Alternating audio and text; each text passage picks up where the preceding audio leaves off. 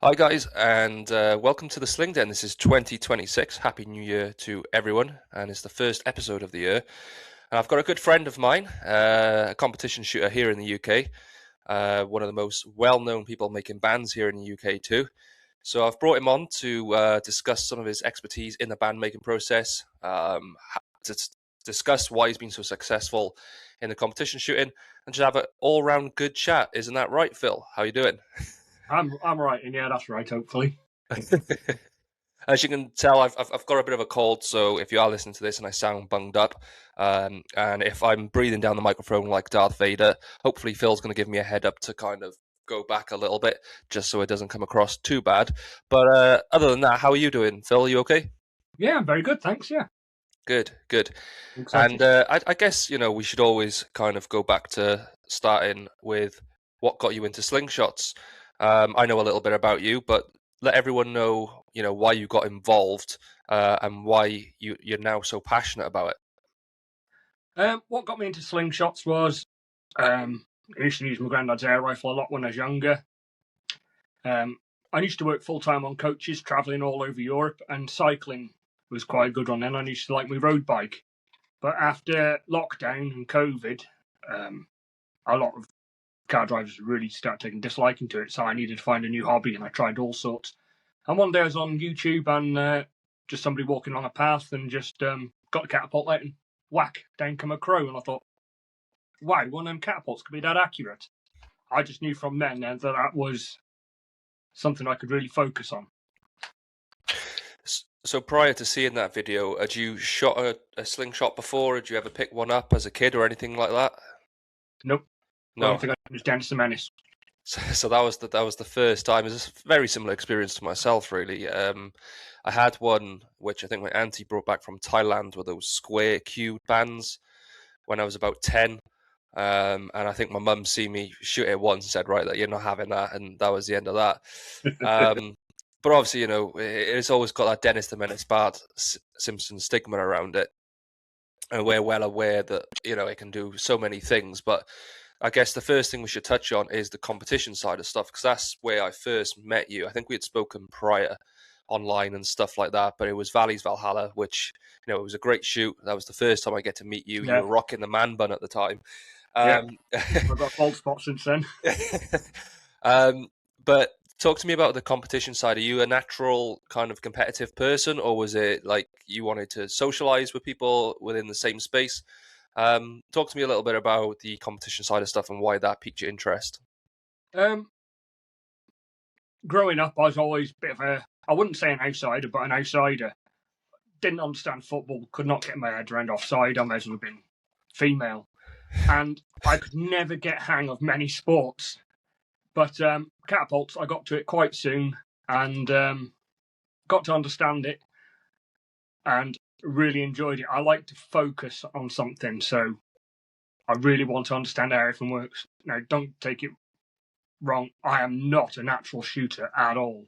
I have to hold it, look, I have to check that it's square, not canted, or on every single shot and everything's right. But if I slow down and get everything right, I enjoy it.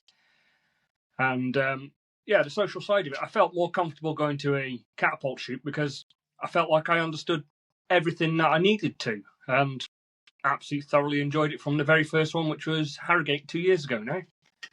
Nice, nice, and going back to what you just said there about having to concentrate and think about everything is a really good point, because I think we were talking a couple of weeks ago on the chat, and I said it was the first time I'd shot in weeks, probably like a month, and I shot really well, and I surprised myself. But that was because I was nervous about the fact that I hadn't shot for a while. I was concentrating and slowing down.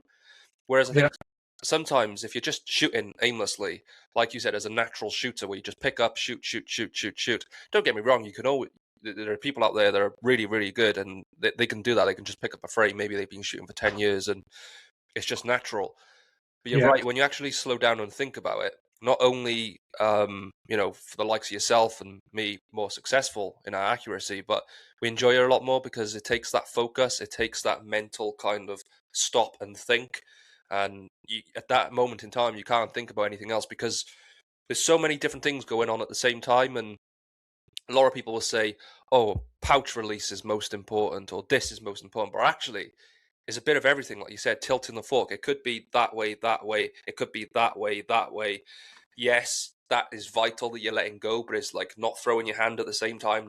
There's so Dropping your many elbow. different things you have to think about. And Yeah, like putting your elbow too high. my elbow, yeah, a little bit too high. But yeah, is that what it is? The fact that you have to concentrate on so many different things, and the fact that you've managed to get your head around it all, is that part of the enjoyment for you? Yes, yeah.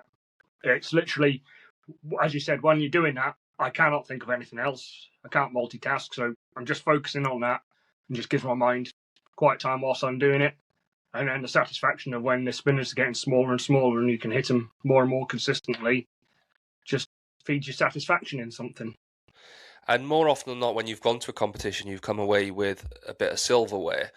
Where does that side of stuff come from? Is it that you go and you have a mindset of, I want to win something, I want to be as competitive as possible, or is it, I'm just going to have fun and whatever happens happens? What is it with you, that manages to come away with success? I work from home, so it's social side.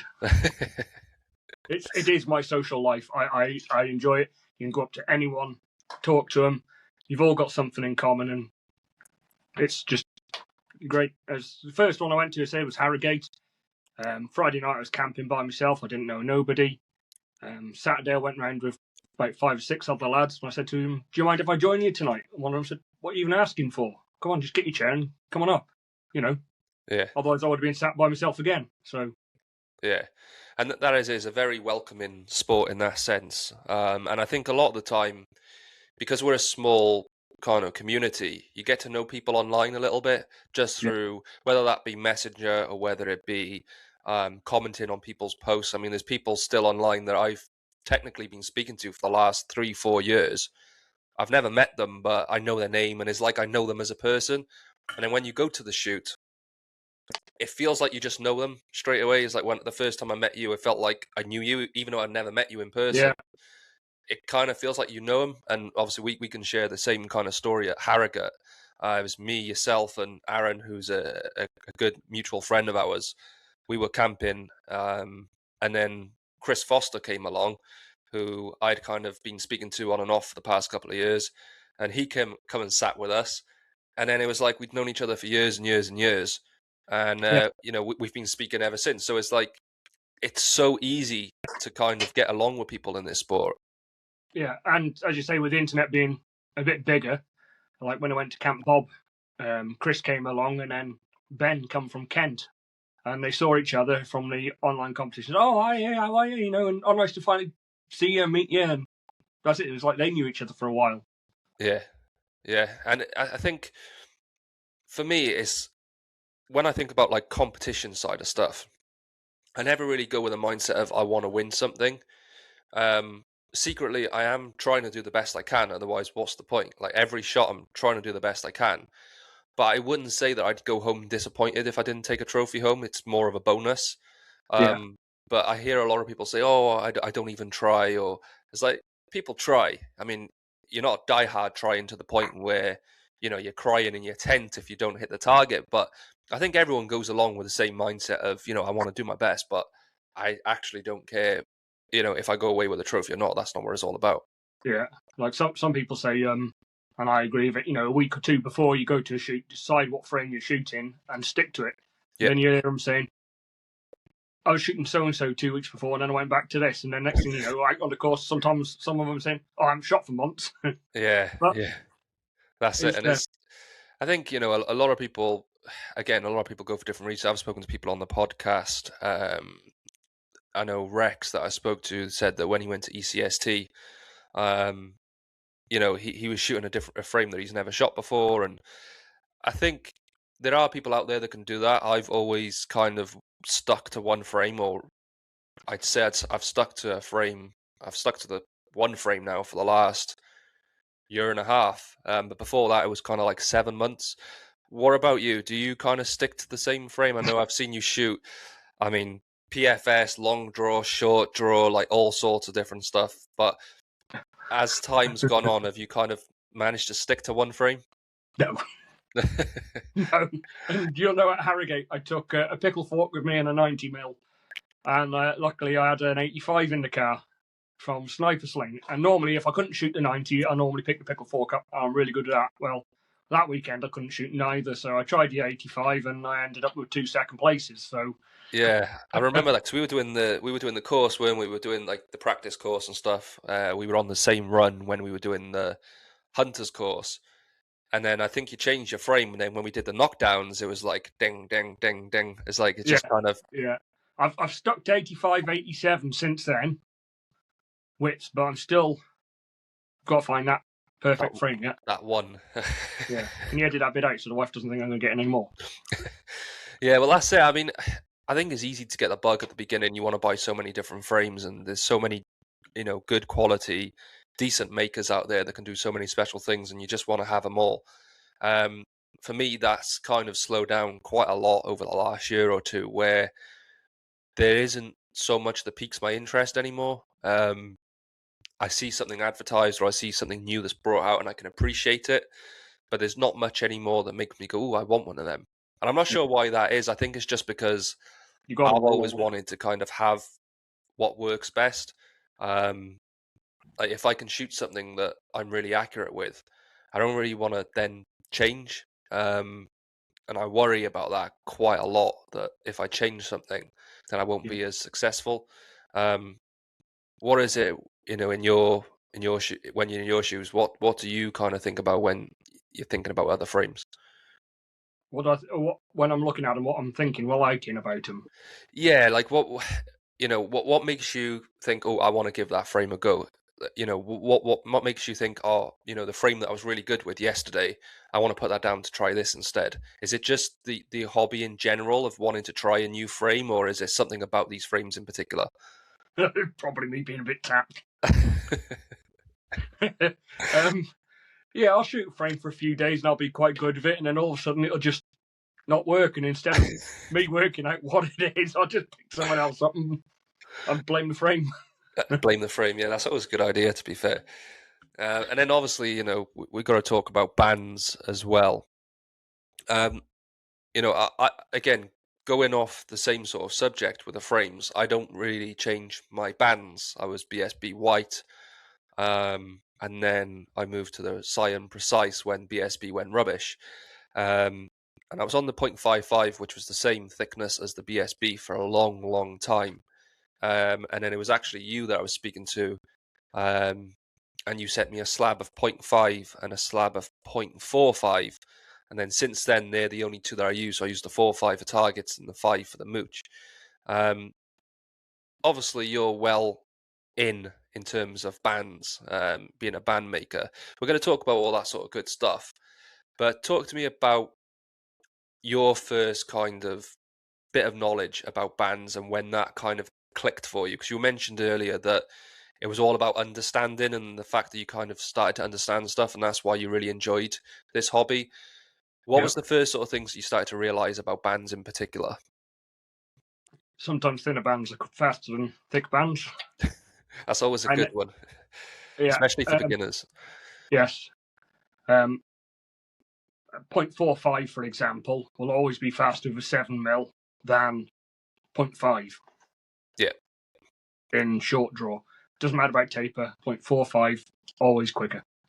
Yeah, the first lesson out was what I learned was about that. There was a few people who say, you only need, say, a 0.5 and a 0.7 and you can taper everything else from that. It's not far from it, but just learning yourself really what each taper can do, thickness can do, and band life elongation. If you want it to last a bit longer, you have say like a 2015, and then don't pull it quite as far. If you're only shooting 10 meters in the garden, there's no need to put a hole through your target, is there? Yeah, I mean that's a good point, and I think a lot of people are so focused on power.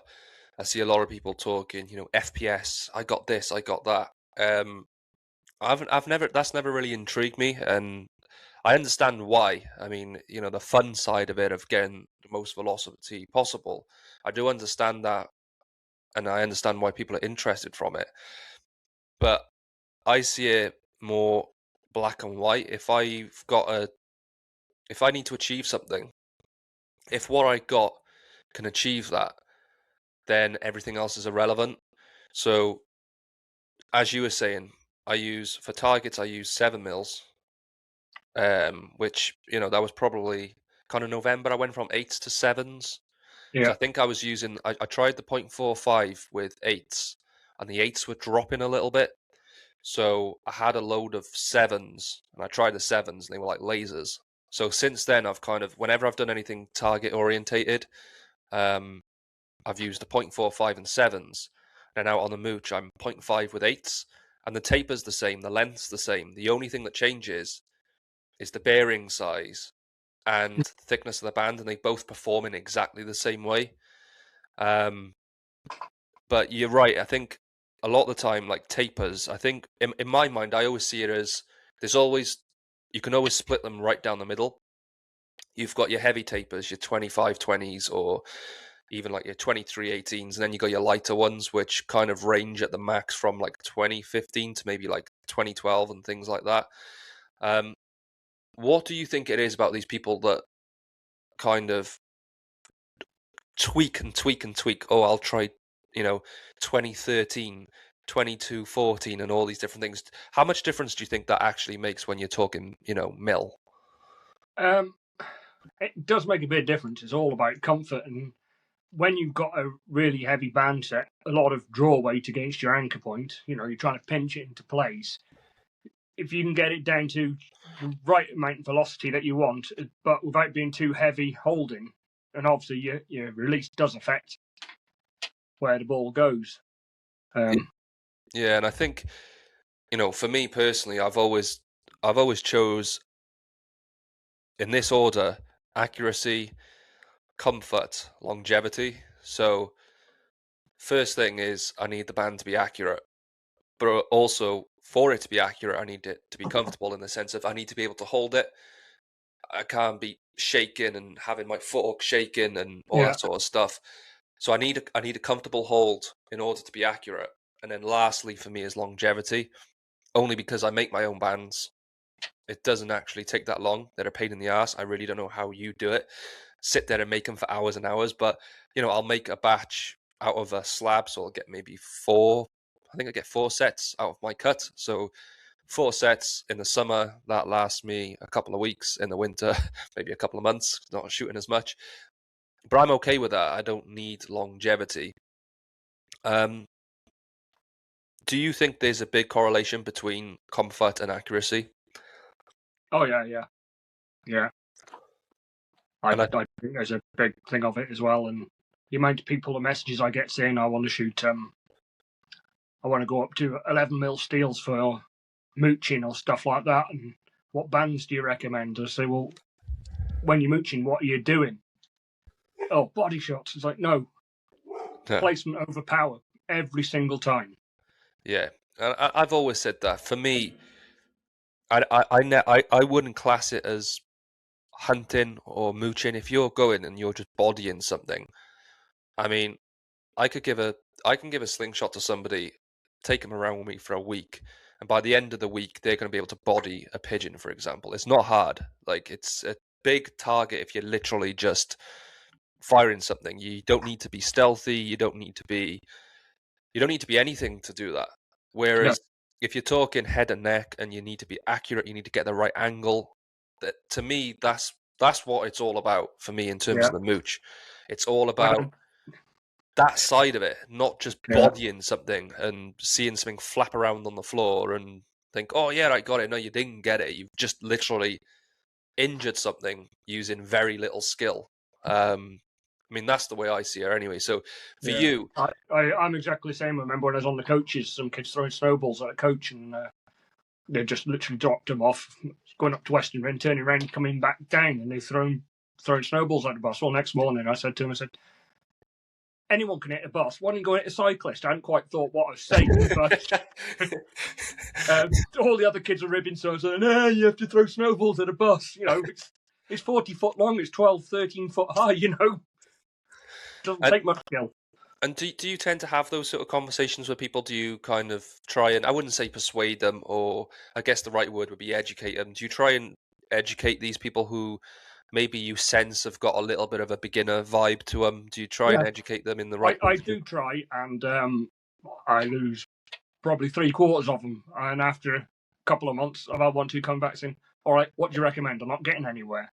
Yeah, And I've had people saying, "Oh, I want this band." So I've said, "Okay, fair enough, you want that." And then they've gone up to the next size, next size, next size, and then they said, "What do you recommend?" yeah, And when it comes back to that, you just think, "Yes, somebody finally understands." And they just say, a couple of months later, "I want another order of that." yeah. And that's when you know then that it's kind of clicked. And I do actually think in a way, I'm not saying um going out on a mooch, but I think it's good to experiment with those sort of things. So I've experimented with 0.8s, with like 10.5s. Um, and that was after I started on 8 mil. So I started on 8s, I went to 9.5, 10.5. I've used 10 mil leads. And I learned very quickly there's a huge difference in terms of consistency and accuracy in the both. And I'm not saying you can't be consistent and you can't be accurate with bigger ammo and heavier bands. I'm not saying that at all. But I learned very quickly the difference between how the performance is between the two things. When Yeah. you get people um, asking for thicker bands and things like that, do you find that it's usually because they've seen stuff online? Because we always see a lot of people, I want a 16 mil lead, and what's the best band? 1.2. It's like all this crazy Yeah. stuff that you kind of see online. Is it Yeah, I because like the comments after saying what you're after, rhinos. Yeah, exactly. I mean, is that one of the main reasons you think people are initially trying to go for heavier bands because either they're friends or they see someone online talk about using heavy bands? I think it's partly that. I think the other part is just a learning curve of thinking more power is better. But Better, yeah, as when you're there and your hands are shaking, 1 or 2 mil wobble there is a lot. 20 meters down yeah. range, isn't it? Well, that's it. And like you said, when people come back to you then and they've realized, that must be a really good feeling, because what that shows is initially they've probably heard what you've said and gone, "Oh, I'm not listening to him." And then they've done all this trying and all this stuff, they failed, and then they've come back to you kind of with their tail tucked between their legs, like, "Okay, yeah, you were right." Yeah. And So, I think, I've said this in the podcast a few times. I used to maybe intervene a little bit when I see stuff on social media, and I don't anymore. But a lot of the time, you'll get questions like, "What's the best band for killing a pigeon?" "What's the best band for killing a squirrel?" And they're recommended band makers, or they're recommending, and I'm like, why are you recommending anything? Anyone who's got the idea of doing that should already know. Like, or if they're asking that question, they don't know. but that's what I'm saying. So if they're asking this question, in my opinion, they're not ready to even think about shooting at a living being, um, let alone, I don't know what it is about people that when they first get into the sport, one of their first questions is not how do I become more accurate, not how do I become more consistent. It's what do I need to kill. It's Yeah. very strange. I can't wrap my head around that kind of process that people go No. through. And the more people you get on, like Andy Mond, Dave was another one, who's saying, I think Dave said, is it Dave Smith? Yeah, Quite early on, he said, quite early on his as well, he said that he went down the power band, or up the power band, and then realised actually, no, it's lighter is the way forwards. yeah, yeah. It is, and again, I've seen that. Like I said, I've kind of gone like that, and then like that. Because I started on 8s, and then I've gone all the way up, and I've come all the way back down again. Yeah, And through that experience, I've kind of really got to kind of understand the intricacies of each band and the performance, and not only performance, is consistency. And I talk about this a lot, and when I do my testing, when I'm looking at feet per second, I want a consistent speed. I see a lot of people testing, and they may be testing in a way where it's like their main goal is to get speed, where they're holding their frame really, really close to the crony, and they're letting go as quick as possible. And there's like 300 and whatever feet per second, and they do it again, and it's like 40 feet per second difference, and then they do it again, and it's like, in my eyes, that's not really testing. Like, No, if I test a band, I want to aim at a target, like I'm really aiming at a target, like really trying to hit that target. you want to try the chronograph 10, 15 meters down. Yeah, Then you haven't, don't you? That'd be interesting to see what it would be reading at the end. Yeah. and at the beginning, both ends of it. See, So you can see. I mean, that could be a bit dangerous if someone's got a crony they want to waste by potential shots. Then let us know. We'll try it out. if you want to ask an idiot, there's one here, and there. Stuff like that. But yeah, I try and shoot through the crony at the target as if I take the same amount of time that I take on a regular shot, and I always look for consistency in speeds rather than top speed. If I'm jumping from, I don't know, 280 to 295 to 260, then I'm not really going to be happy with the performance of the band. Whereas I think sometimes people think, I got 300 out of this band. It's like, yeah, but you also got a shot at 270. That's not good. Either you're not testing it right or the band's not good. What sort of testing do you do? Because obviously you make bands, and I guess we'll touch on this now, but is there any sort of testing that you do that allows you to give the correct information to people looking to get bands from you? I've got 109.5s, and I don't shoot them very often. I've got 108 mils, and I shoot 7. So every now and then I'll have a refresh on it. What I'm thinking is feeling, or if I get a new band, I'll test it out like that. A lot of it's off feel and general knowledge, but it's also looking at the band. Sometimes you get a roll of latex, and you can see where it's almost been poured on the sheet, and it's gone through, and it's like a drip in it, and where you start then questioning their standards, or is that the right word? Yeah, I guess so. Yeah, and I think you've probably seen so many bands kind of come and go, and just to let people know exactly why I say that.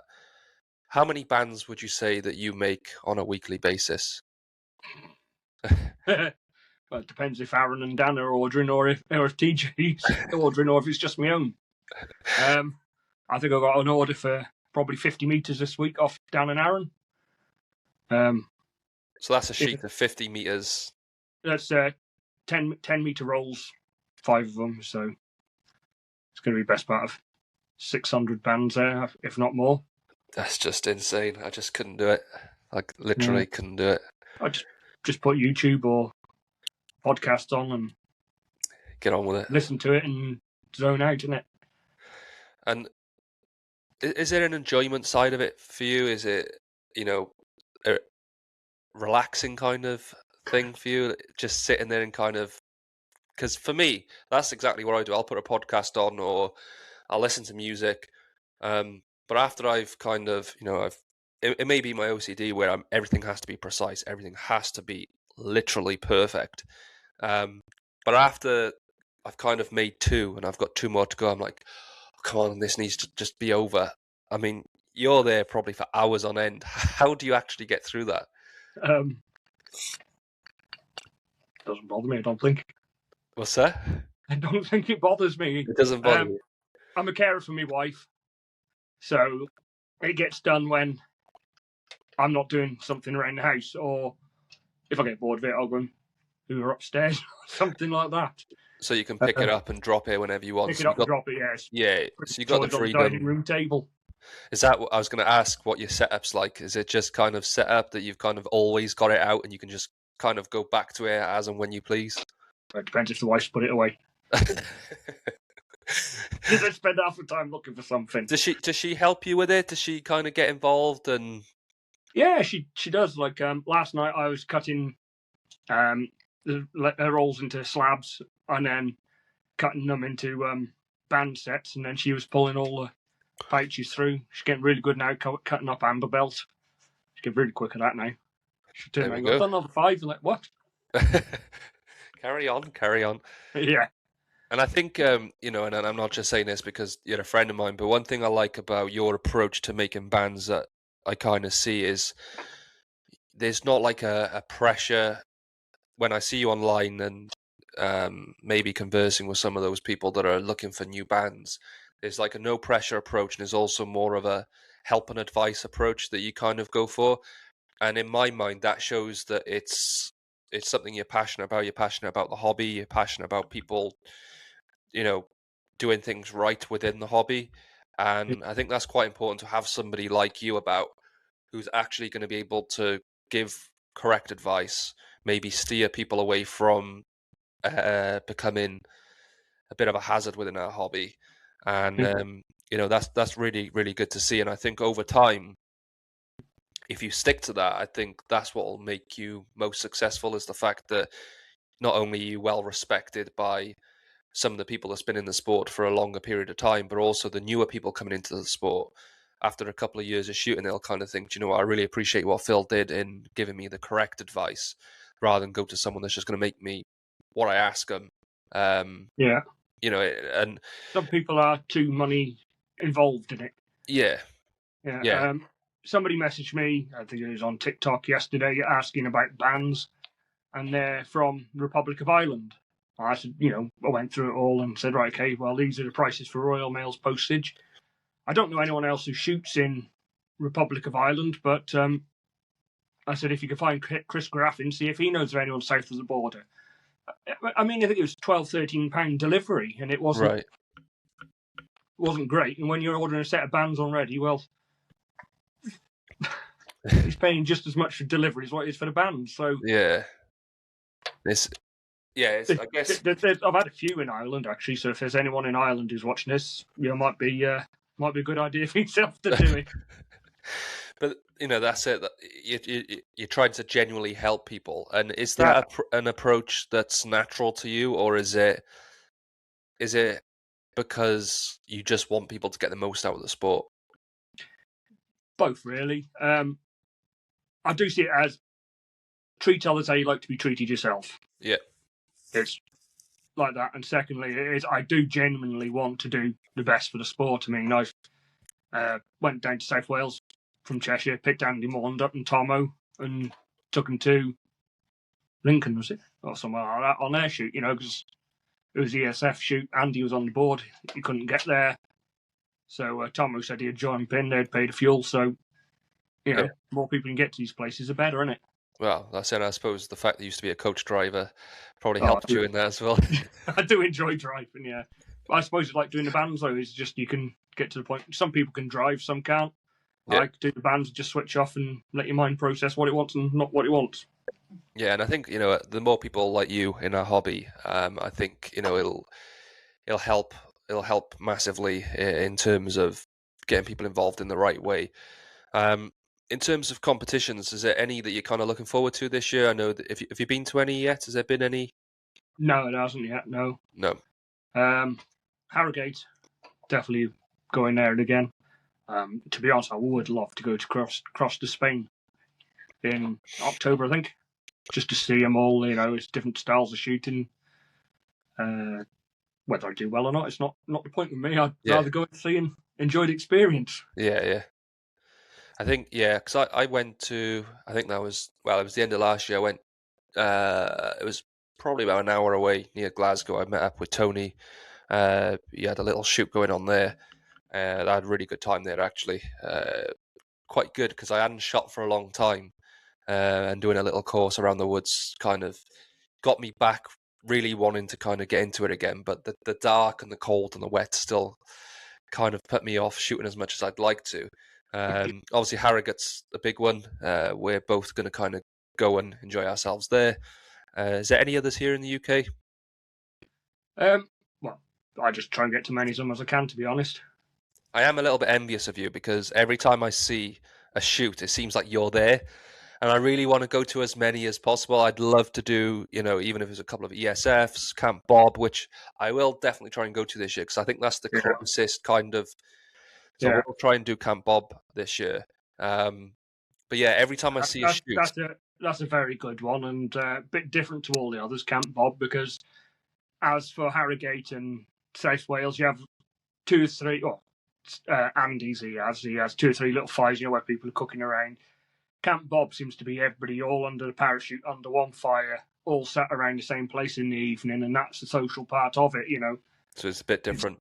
It's a lot more social, but still, once again, we call it a competition. I don't really know why. Yeah, that's a good. Everywhere I've gone has felt like that. There's not really any kind of competitiveness to it. I think the most competition I got is with myself, and that's just to meet my expectations. I go thinking, okay, I'd like to do this well, and I want to try and get as close to that as possible. But everyone else, I genuinely want them to do well. If I'm shooting with people, I'm wanting them to hit it, even if they're in the same category as me. They're maybe technically shooting against me on the same course, where I still want them to shoot well. I'm trying to point out the target for them, or you might want to do this, you might want to do that, and you do always want people to do well. And you're laughing, and I think that's because I think we went around Harrogate and there was quite a few targets that were quite hard to see, weren't they, Phil? I'm quite colourblind, yeah. There was one target in particular that was quite well hidden, and this is not exaggerating. I think it was probably about a good minute and a half, 2 minutes before Phil managed to spot it. I've had people walking up to the tree before, and I'm going, up this tree. Where? Right at the end of my finger, Phil, like right there. I can't see it. I think it was Skip Man up Camp Bob. Went round with him. That's where I got my last win from. And he says, it's up there somewhere. I thought, well, is that a leaf or is that a disc? He goes, oh, you just have a go. It's like, dang, oh, yeah, that was it. That's it. I mean, that makes it even more impressive that, you shoot so well, barely able to see the targets. But it's beginner's luck anymore either, can I? What's that? I can't say it's beginner's luck anymore either, can I? No, technically not, no. In terms of your setup yourself, you said that you shoot 7mm steels.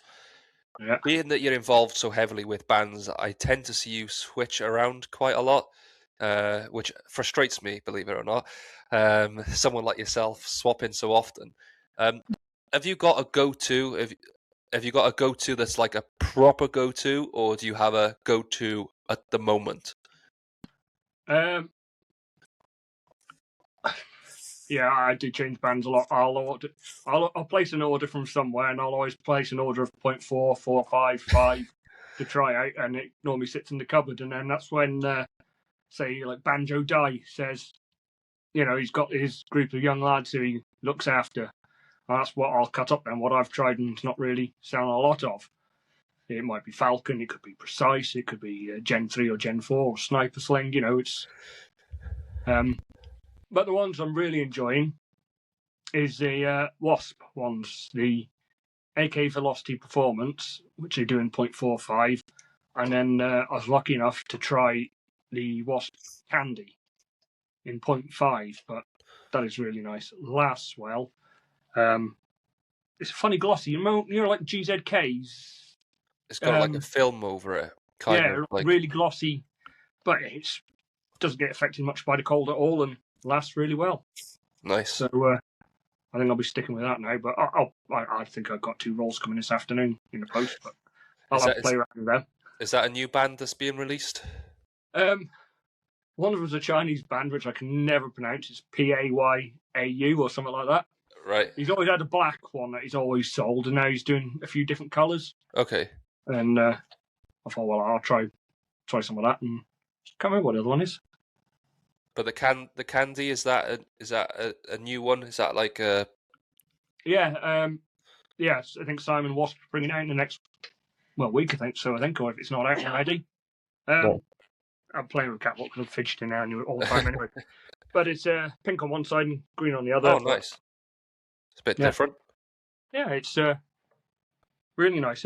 Jay Green, I think, got a sample of it as well. He was shooting up at Camp Bob, and really enjoying it as well. So nice. And is that good? Do you know if that's coming in different thicknesses? Is there a 5, 6, and 7? 5, 6, and 7. Nice. 5, 6, and 0.7. Yeah. I think I'm still stuck on the Sire and Precise. I've not been able to come away from that since I picked it up. I think it was I seen something up that it was a new formula and whatever else. I thought, I'll try a roll, and that was it. Because I tried so many bands. I tried the Falcon, a couple of sniper slings, Simple Shot, Premium Black. I tried. There was a load of different bands that I tried, and then when I picked that up, something kind of clicked. So I don't want to come away from that. I really did want Yeah. to kind of try the AK from Wasp because I heard a lot of good things about that. But I thought, nope, I'm going to stick to the Precise. I think I bought 4 or 5 rolls because I was worried that BSB was going to happen all over again. So yeah, I think I'm just. I bet BSB kick themselves for that, don't they? I still don't understand it to this day. I don't understand how they wouldn't see the difference in sales and go back to what they were doing unless maybe the ingredients or whatever they were doing within the formula isn't available anymore. I Yeah. can't comprehend why they wouldn't go back to doing what they were doing because it was so successful and so many people, not just here in the UK, but around the world, was using. And now I actually have a massive shock if I hear anybody say that they use BSB. So their sales must have dropped drastically. And There's still a few people around with the old stuff still, isn't there? there With is people with the old stuff, but in terms of sales, in terms of them looking at how many rolls or you know, yeah, how many rolls they're actually selling, they must have seen that drop drastically and think, oh, hang on, we might have made a mistake. yeah, I just don't understand why they've not gone back to producing the old band that everyone loved. So yeah, and if they come back, maybe I'd think about then dropping the Precise again, but. It's a band that's working well for me, and yeah. I'm sure And you'll keep me I updated. envy people like that, to be honest, What's that? who can stick to one thing, stick to the one frame, stick to the one band, the one thing. And that would probably be my next thing I could do to improve. Yeah, and I think because it's something in my head that kind of always, because I always want to be as accurate as possible. I want the equipment to be the last problem. Like I don't want to believe that it's the equipment that's wrong. I always want to believe it's me that's wrong. So when I do a load of testing and I test a frame or I test a band and something works really, really well, I'm kind of like, okay, well, I know this can work because I've performed really well with it. So if I have one really good session, like say I practice for half an hour and I'm at like 70% on like the 40 mil and the 25 mil, I'm like, okay, like this can work.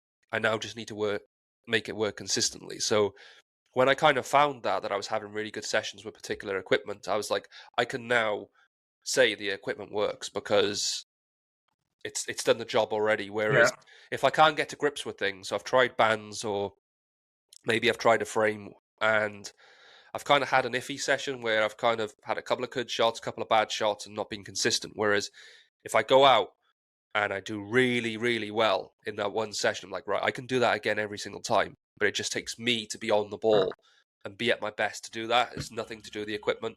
So that's the way I've kind of always seen it, and that's why I've stuck to what I've stuck with um, over the last couple of years, really. yeah, And in terms of we've spoken about you changing things like your bands, like your frames. Pouches is a big one, and the reason I say that is because it always seems to get ignored, and I think that a lot of the time that can be because there's not a lot of money in pouches in terms of there's not like brands that are releasing pouches. But I actually believe there's a huge difference in pouches. I've shot exactly the same frame, exactly the same band with different pouches, and it's drastically changed how well I shoot. What's your view on one, pouches, right. and Yeah, two, whether you believe they actually make much of a difference or not? they've got to make a difference. I've done it before. Now I changed pouch and absolutely lost my ability to shoot. I think I went down to pit pouches. Well, if you think about a pit pouch, you got the ball literally on the sticking out the pouch. Yeah, So you got your I would be holding exactly 7 millimeters. As where if I change to a 2 mil pouch, I'm now holding 7, 8, 9, 11 mil. You got an yeah, extra 2 mil each side of it. So your hand's gone down that little bit more, which is going to make the ball go higher. yeah. So yeah, I do say pouches, do make a difference. I think I would say in terms of material and things like that, maybe not so much of a difference. Maybe some people feel like they can release better with certain types of material than others. I do Yeah, agree with that. But you're right, for me it's about size. So I made a mistake where I was tying bands and I accidentally tied an 8mm pit pouch onto my .45 bands, which I use for 7mm. So shooting, great. And then put another band on. I was like, oh, this feels different. What's going on with this? And you're talking millimeters. That's the only yeah. difference between a 7mm pit pouch and an 8mm pit pouch. Oh, you mean the length of it as well? Yeah, the length, Yeah, because obviously when you're holding it, the longer it is, if the tension, especially with a light band, you've not got much tension going through the band. So that little bit of movement here at the pouch yeah, can make a massive difference. So you can imagine if you're using, I don't know, a pouch like that for an 8mm, and you haven't got a lot of tension on the band, that can allow for a lot of movement, especially on the wrist. A little wave of a tail just before yeah, you let go can make a big difference. Whereas if everything's kind of nice and tight, and as soon as you let go, that's going to carry through nice and smoothly. So I think there is a lot to be said about pouches. Um, what do you do in terms of your band making process, kind of matching up the pouches with the bands and things like that? Because I imagine people say, if I'm shooting, do they tell you the size that they're shooting, and yeah. I what? do quite often ask. I mainly use Leighton's pouches, and they do two sizes: a 55mm and 65mm. Well, if they don't ask, if they're shooting .8 bands, I'll give them 65mm pouches. Obviously, I'm using bigger ammo, and then 55 for the smaller stuff. But personally, I prefer smaller pouches than that again. Yeah, yeah. You I know, mean that would be because or you're using 46mm. 7mm. Yeah, yeah. I think mine are like that, like literally just enough to fold over the ball Yeah, and be able to pinch on the knuckle. There's not much more to it, and I find that's what's best for my release. Um, I I've like a got worn out pouch as well. I do. I don't like what's new ones. what's that? I don't like new pouches. You don't like new pouches? No, I'm the same. I've got I don't know whether you've seen it in my everyday carry video that I did. I've got a little Kinder egg, uh, what they call, like the way the toys are kept, the little Yeah, in the shell. middle. So I kind of stole the idea from Gamekeeper John, where he used to keep a band set in there for tying on a natty. But I carry that around with me everywhere I go. And when a band snapped or I change a band, I just pop it in there. So I've got like all these old pouches in this little casing, and I Yeah, try and recycle them as much as possible. It's horrible going to a new pouch and you're like, oh, it's all stiff. A lot of the time, I'll just sit there playing with it. I'll be sat there watching TV or whatever, and I'll just be kind of twisting it and playing with it just to try and soften it up. yeah. I've got a couple of old. I got one probably here actually. Um, an old wasp pouch, and when you put a ball in it now, the ball literally sits in it. You can see it's more or less Yeah, one yeah. like a pit pouch.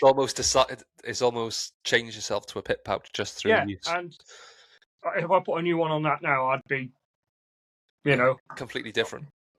no, well, I was going to say putting in water. No, me, I'll be putting the ball in it, sucking it, and then not, squeezing it and holding it, like trying to help it take shape. You're right, it is, and again, it's like shoes. The amount of times I've had like boots or whatever. Shout out to Aaron when I've had boots and I've worn them for like the first time and it's horrible. I'm like, oh, these are so uncomfortable. And then after a period of time, it's like, oh, they wear in. It's like, oh, these are so comfortable. It's exactly the same thing with pouches. It's Yeah, exactly the same thing. They feel horrible. They feel clunky. They're stiff. But once you've used it a couple of times, it's like, oh, okay, yeah, now this is the sweet spot. So I always try, especially if I'm like, I'm going on my permission or I'm going to a competition. I always try and make sure that the bands that I've made have got the best pouches because eventually I either lose a pouch or I don't know what happens to them. They tend to just disappear. But if I have to put a new pouch on, I make sure like that's just for my practice sessions or just having a bit of fun hitting a can or wherever, or just that to put it. last resort when everyone else is Yeah, gone. yeah, Yeah. yeah.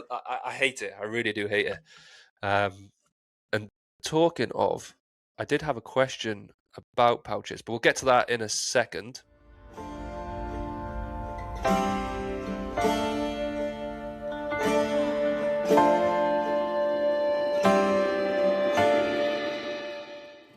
I'm going to put the link for this in the Sling Den members chat.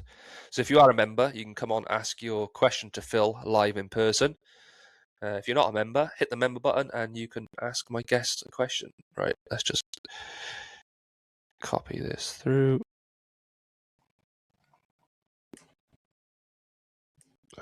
And we'll get to the questions.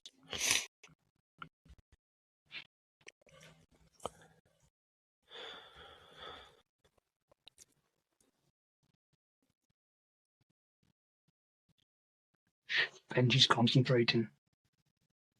I am concentrating. Right, there we go. I've put the link in, so if anyone's about, they will come in, and let's go to the Sling Den page. Please remember, if you ask your questions, please write them in the official Sling Den page. I do share it to multiple Catapult kind of community pages. So if you've asked your question on like Catapult Addicts or anything Catapult or USA, Slingshot shooters, it won't be asked. It'll just be the ones on the main page. But we've got quite a few questions, Phil, so I hope you're ready for them. Yeah. No. Question 1 from Benji Smith. Why do you change your hairstyle so often? Well, I started growing it out to save money. You are? Growing hair to save money, I like that one. And then I got a bald patch in the back of my head, and I think I cried on the sofa for 2 days. So then I just cut it all off. Fair enough. But that was just me having a bit of fun. I'm sure there's a couple of fun ones in here. So I'll go ahead and ask you the first question. First one's by someone we both know, Mr. Andy Maund. So he's got 2 questions. How do you not slip in the mud carrying 3 slabs of lager up the mountain? And 2, would you rather shoot your big toe again or shoot your thumb? I'll go to the second one first. Okay. I'd rather not do either, personally. I didn't intend to shoot my toe. So tell everyone the story behind that. Oh, we've got a Sling Den member. So You all right? we'll just we'll get back to Andy's question in a second. We've got Chris Foster joining us. How's it going? And how you doing, Chris? Yeah, good. Yeah, taking a break out of your day to come and ask a question. I see you're matching my hoodie as well. I don't know whether that was done on purpose or not. Oh, it's camo time, is it? Yeah. Oh, there we There go. we go. Just move over a little bit, Phil, just so we can get you in the shot as well. There we go. So yeah, fire away, Chris. What's your question? Right. So, in the catapult world, what is one piece of silverware you'd like to win the most out of all the competitions there is worldwide? That's a good question. What would I like to win the most? Yeah. What is the World Slingshot Association, one of their trophies, worldwide competition. I say I would love to go to Spain to do the Euros this year. And say shooting along some of the best in Europe. I mean, I think that's as far as I'll ever get. But so that'll be like the knockdown stuff, like the indoor. Yeah. I rather the hunters course, but I do tend to do better on the knockdowns. That's fair enough. Yeah. I think I'd probably. I would like to do something like that, but I'd probably say something like ECST. I like to go over. That would be the most fun, like, definitely.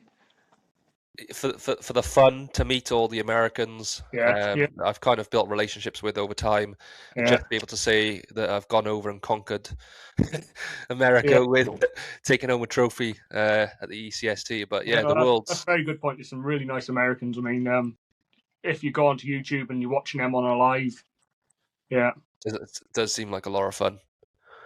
Yeah. Well, there we go. There we go. Well, thank you for jumping on, Chris. Really appreciate it. I'll catch you later. Hey, Chris. Yeah, see you later. Have a good one, Chris.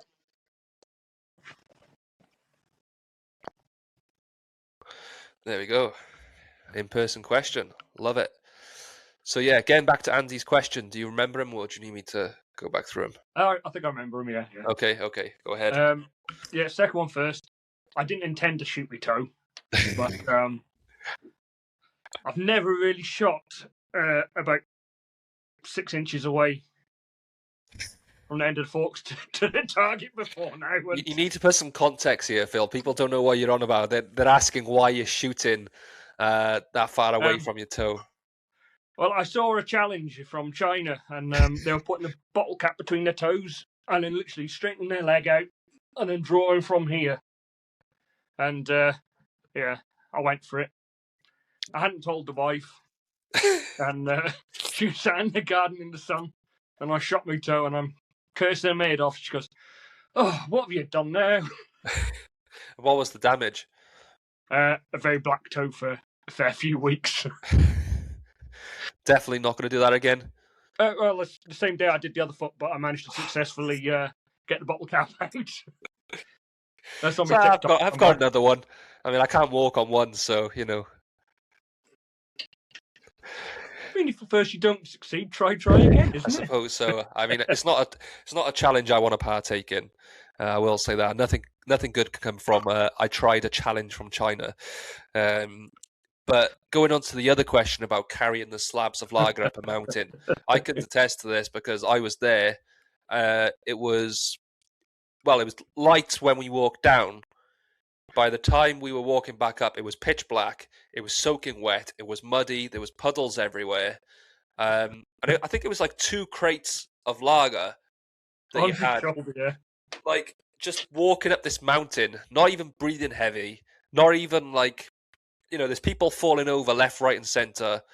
People slipping on their ass. People like tripping. Phil's like, I'm good. Like, performance enhancing alcohol. Performance enhancing alcohol. Is that what it's all down to? Or stupidity? I don't know. Bit of both, maybe. But yeah, Andy, he's. I call him Mr. Tumble because he always falls over and hurts himself on one of his shoots. Who was it? Was it him that... I don't know if it was him or not. There was someone that was walking up and they were kind of going over and they had to choose between like throwing their drink and putting their hand on the floor. It might have been Andy. I don't know if it was Andy or Gary Harris. I don't know. I think it was one of them. But yeah, they were literally going flat on their face. Yeah. And at the last minute, they were like... They just threw their drink to put their hand down, but no, I'm sure Andy fell, so Gary must have been pretty close to it. Right.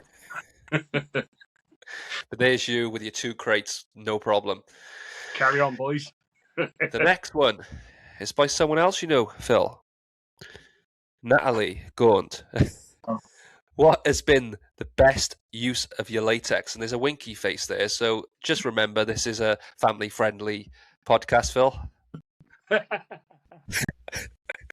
Well, I think it's got to go back to the same shoot, I think, in South Wales. All right. Yeah, nothing to worry about. I was going to say, is there something that happened that night that I don't know about? Well, remember on the way up there, I managed to put a rock through the sidewall of the tyre. Oh, yeah. And then, because I got a mama bus, there's no jack or spare wheel underneath it, so we managed to get the car jacked up, and somebody else had a wheel brace, somebody had a socket that fitted it, and Dan took me down to the next village and got a new tyre put on it. Well, on the way back, down the mountain, I must have been avoiding the potholes more than anybody else, because I was the only person to get a puncture twice. I put another in the other side of the car. I've got another hole. So I got down the bottom of the mountain road. It's now Sunday. Everybody's gone. There's only Jake who's up the mountain. I think Jake Foot was putting on his leathers or something. And I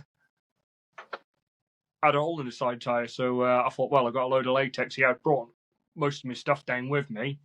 And I had about a slab and a half left of Dark Destroyer from Richard Rogers. So I got a screwdriver, poked it in the hole, stuffed it all in there, reinflated the tyre, managed to drive about 3 miles to the next town to get a second tyre of the weekend. That's unbelievable. I actually didn't know that. I didn't know that happened. the garage gave me £20 off for laughing at it. Or, well, that's what they said, but it could have been because I had a second tire done that weekend for them. Just your luck, Phil. Just your luck. Yeah. The next one is by a Mr. Aaron Vaughan Holston. If you could have a laid-back shoot with anyone in the community, who would you want to cut the fat with? Anyone in the community or anyone in general? It says anyone in the community, but I mean, you could answer both, I suppose. Right. In the community, So go with, yeah, let's split the question. So anyone in general, so that could be like a famous person or whatever, and then anyone in the community. I'd love to have a good chat with Patton, General George Patton. Okay. If you don't know who he is, American general in World War II. So that's who you'd like to shoot with? I'd love to have a shoot and talk to him, see all the things and tell me how his experience of everything. For what reason? I just love the history of World War II, and he just seems to be the one who stands out to me. Fair enough. I'm British. I'm meant to be after Montgomery, you know, but he was. Yeah, I thought that was a bit of a weird one. But I mean, you're not normal, Phil. So I guess it makes sense. No. And then anyone from the community, I think would have to be GZK or something, telling me how. Yeah. That's a good one. How what he's seen the differences in China and sourcing, not for my own interest, but what he sees compared to. Yeah, it's a different world, isn't it? It's a conversation that you probably won't be able to get anywhere else. So yeah, good shout. Just if he speaks good English. It's a good one. I like that. The next one is by someone you mentioned in this podcast, someone we both know quite well, Mr. Jay Green. Big shout out to him. Hope he's doing well. Hey, Phil. I had the pleasure of getting to know you better up at Camp Bob. What a legend. I noticed the East Coast Slingshot tournament have introduced a tic-tac-toe game as part of their many smaller challenges they have. My question is, if you were to introduce a new challenge to the UKSA or ESF catapult competitions, what would it be? Thinking off the top of my head. Have you seen?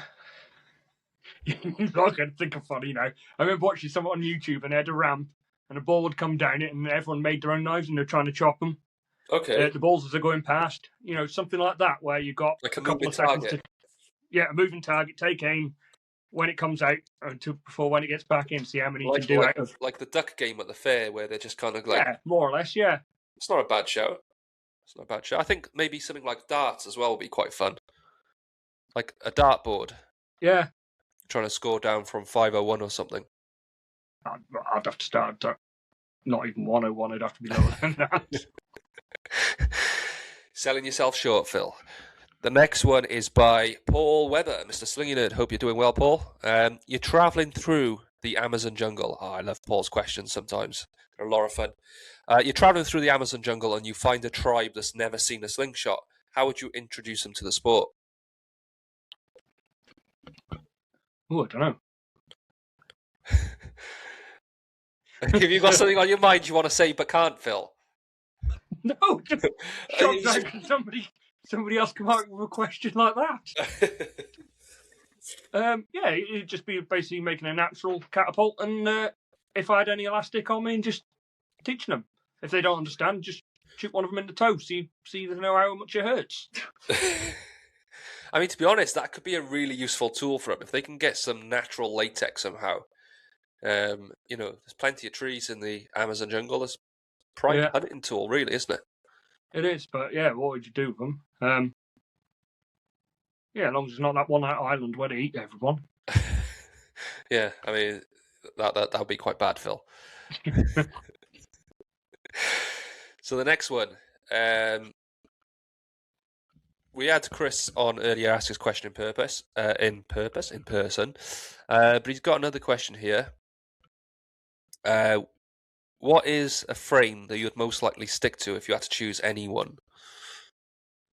Or only any one? Yeah, if you had to pick one frame that you had to stick to, what would it be? I think it'd be an 85mm Spitfire. 85 Spitfire. Nice. Yeah. Nice. Any reason behind that? 85mm probably been most accurate frame. Spitfire, it's just so nice, comfortable, and sorry, Dan and Aaron are very good lads as well. Yeah. No, it's really nice, really comfortable. Just Fits the hand well. fits hands well, yeah. Nice. Nice. Good choice. Simple does the job, doesn't it? It does. It does indeed. The next one is from Rex Spurlock Jr. Big shout out to Rex. Out of this sport, where do you see things going? And congrats on your success. This sport, I'd like to see it being more of a sport than or as well as a mooching. Yeah. To be honest, I'm more into the target shooting and stuff like that, and I like to see it be more recognised like archery. Yeah. I've watched, if you want to know how sad I am, I have sat here putting vans up listening to archery coaches talking them through, their anchor points and setup and stuff like that, how methodical you got to be. You got to get 1, 2, 3, 4, check everything. Yep. Oh, look who it is. We've got another Sling Den member. It's repeating, but Mr. Aaron, do you have a question? I do. Have you sent my question yet? We have, so do you have a different one? I'm on the spot. Oh. I literally just have to run around and find Wi-Fi as quickly as I could. Right. If you could shoot any ammunition for the rest of your days, what would it be? What size ammo? Yeah, what size ammo? Because I know you like the small stuff and I like the big stuff. Small balls are better. It's what size? 7mm. 7mm. Yeah. I'm sticking to it. You found what you like now, yeah? Yeah. I've tried 9, 9.5, 10, 8, and 7. So. You're the most accurate with it at the end of the day, aren't you? I've seen you shoot and you do phenomenal with them. Yeah. That's the most accurate thing with me is shooting. Yeah, that's it. Right, I think I'm losing my There we go. I do apologise, Aaron, but it's repeating for some reason. Yeah, I'm in the airport. I'm going to go now. He's in the airport, okay. All right, speak to you in a bit. Good luck, boys. Have a good flight, mate. Yep. Okay, we're back. Aaron's dodgy German Wi-Fi connection seemed to break the podcast, but we're back. We're back, Phil. Yep. We're back and we're ready to finish answering Rex's question, which was about the, what you want out of the sport. And, we were talking about the target side of stuff over the mooching side of stuff. Yeah, I have no problem with hunting and mooching if it's for the table. But what I would like to see more is the sport progressing more towards Olympic style type of sport. I mean, it doesn't get much more basic than a catapult. You look at the archers nowadays, and some of them bows they got, they're almost technological. Yeah. So it does show a true bit of skill. It's almost back to that Turkish dude who's got the rifles, got one pistol, he's got his one hand in the pocket and the other one up and getting second, wasn't it? Yeah, and I think we're very basic in our equipment. It's very primitive. We're probably at the pinnacle of where we can be with the equipment we got, so everything else comes from the skill of the user. So I think the more that can be highlighted, the better. Obviously, I'm not saying that there's no skill involved in the mooch. Of course there is. There's a hell of a lot of skill involved, but to really showcase it to everybody so everybody can really be involved and enjoy it, I think target shooting would be the way forward in demonstrating how much of a powerful tool the slingshot can be. Yeah. The next one is by Banjo Die. So his is geared more on advice on his shooting style. So he said he leads with his left on his Spitfire builds. There are symmetry smack on.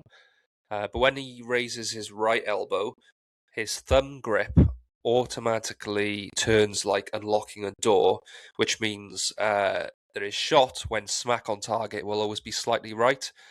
He compensates by aiming the bottom fork a millimeter or so to the left with a short pit pouch, which he loves. The top band twists at a severe angle, which makes it bloody harder. Any advice appreciated. Try my best, and have a great show, guys. Barnstable Youth Team. That's a bit of one trying to get your head around, but I think I followed it. As if you're locking. Yeah. Don't know. I actually wanted to shoot upside down. Yeah, I think I it's. wonder if that would suit you better. It's like you with your elbow, isn't it? I mean, and Jake Foot, both really high. There's a general how you shoot, but you have extremes to make an average, don't you? Yeah, I think a lot of it is trial and error and doing what's right for you. I think there's a couple of principles that are foundationally kind of correct that you need to follow. I think the thing that highlights to me that would be a concern if I was in his shoes is the major twist of the bands. The fact that he's saying the bands are twisted, because obviously you want to try and keep them both level. The top and bottom bands should be nice and straight. So I'd probably suggest tweaking the pouch just so that they're level with the forks, because, people can shoot with, a cocked kind of wrist, or if their head tilt is slightly different, as long as you're all in a nice straight direct line, I think everything else should come. But other than that, I'm not too sure. I just know that I would probably be wary of that major twist on the bands and try and eradicate that if possible. Get them in line, yeah. I used to shoot and have a bit of a cant.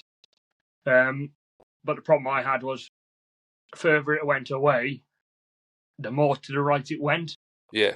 And I had to find a funny way of getting that right in the end. I'd be in the house taking aim, and I'd be running it up the two forks alongside the window frame or something to make sure I've got the frame square, not to get them both in line. So yeah, I think a lot of it is trial and error and just seeing what works for you. But if you have got a problem that you know is causing you issues, try not to let that be a bad habit and try and fix everything around it. Just try and tackle that main issue to begin with, and everything else. Probably better off trying to sort it sooner rather than later before it gets more. Yeah, if you're compensating to fix that, like if you're having to do a load of other stuff to fix that one big thing that's causing a problem, it might be easier just to fix that one big thing that's causing the problem. That'd be my opinion anyway. But hey ho. The next one's by Lloyd Bolton. Huge shout out to Lloyd.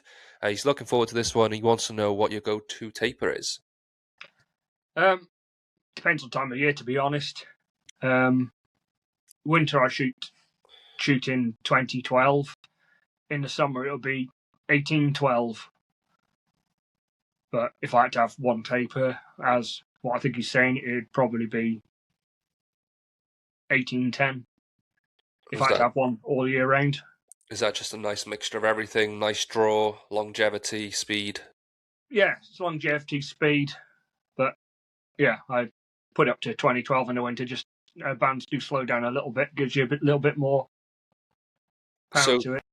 Do you find that some bands require more fine tuning? Because I found that like I got a favorite taper, so I love a 2014. That's what my taper has been for probably the last 2 and a bit years. But I've tried some bands where it doesn't work, and I've amended it a little bit, and it's worked a little better. So have you found that some bands just perform better at slightly different tapers? Yes, yeah, a lot. And another one is colours and cold. Yep. I find personally, black does tend to react quicker in the cold than it has less percentage of loss. I think in the lighter colours. Yeah. Fair enough. And the last one we got here is by Tony Ecoli. Shout out to Tony. He says, this one will be a cracker. Phil Gaunt's such a nice guy and a great character. My question is, you're the man who spends more time than anyone I've known in the Slingshot Elastic. What is the best band and setup you would shoot for the rest of your shooting days if you had to pick just one?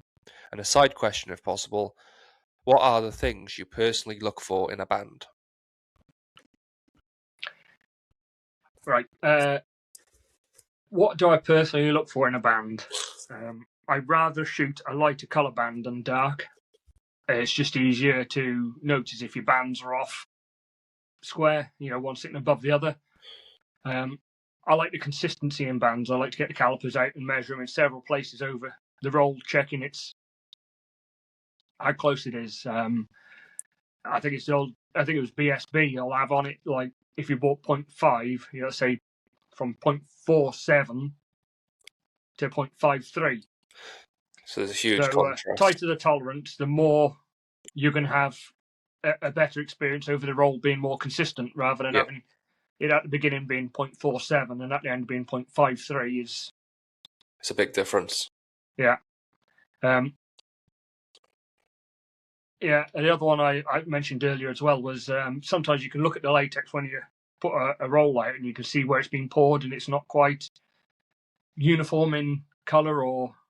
You can see slight bulges or slight... Yeah. Oh, that puts me off. I like it to be right. What was the first question again? The first one was that you're the man who spends more time than anyone I have known with Slingshot Elastic. What is the one band and setup you would shoot for the rest of your shooting days? What band would it be? I think you had him on recently, who won ECST Western Crockett, yeah. Yeah. I know he's brought out a new one. I'm looking forward to trying that out. But at the moment, it would be an 85mm frame. I would say the 0.5 Wasp Candy with 7mm. Nice. And say, if you had to be one taper, going back to Lloyd's question, 1810. 1810. Nice. Yeah. Fair enough. Well, there we go. That's all the questions asked and answered. Appreciate that, Phil. Yeah, no I also want to say thank you to everyone for dealing with me being full up with a cold through this whole thing. It's been a mission, but we got there. Before we do end it, Phil, I want to give the mic over to you just to give you shout-outs, plug where you're at. Obviously, I'll put your Facebook page down in the description of the video as well. So if you want to check out all of Phil's band making stuff, ask him for any advice and all that sort of good stuff, make sure you click the description below. Don't be shy. He really will help you out. So I do heavily advise it. But away you go, Phil. I'm Phil, saying Natty Catty Bands. If you're just after advice, don't hesitate in asking. I'd rather people enjoy the sport than give up because of a bad experience. So if you have to buy in bands, message a few. I don't mind, but to say I'll give advice for what I think for free of charge. Like to thank Benji, obviously yourself. You've had likes of Dave Smith on and Andy Maund, and Andy Maund was the one who pushed me to go for a lighter setup, and he said you'll see your accuracy go up, and I thank him every time I win a trophy now, because if he hadn't pushed me for that, I wouldn't have done it. It really does show up what you're doing. The other one I would say is, if you're shooting 10 metres in your garden, just leave your bands a bit longer so you can see the ball travelling. If you can't see where it's going and you won't shoot paper, just leave it slow enough so you can fast enough, just where you can see where the ball's going exactly, and that'll help you once again focus on everything you're doing setting up. And up the Titans. Last one I've got to say is hello to my two youngest, Caris and Ruby, because they've been super excited. I think they've both been in school telling everybody about this. So there we go. Hello. Perfect. There we go. Yeah. Hello. There we go, Phil. That's it all wrapped up. Really appreciate you coming on. Really enjoyed our conversation, and no doubt we'll meet up hopefully a couple of times this year, and we'll have a good time. Yeah. Thank you. Perfect. Cheers, Phil. Catch you later. Yeah.